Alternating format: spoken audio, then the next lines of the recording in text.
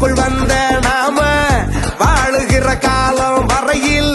கை கோத்தை பரப்பும் வாண்டா எதையும் ரசிப்போண்டா பரிவட்டம் கட்டின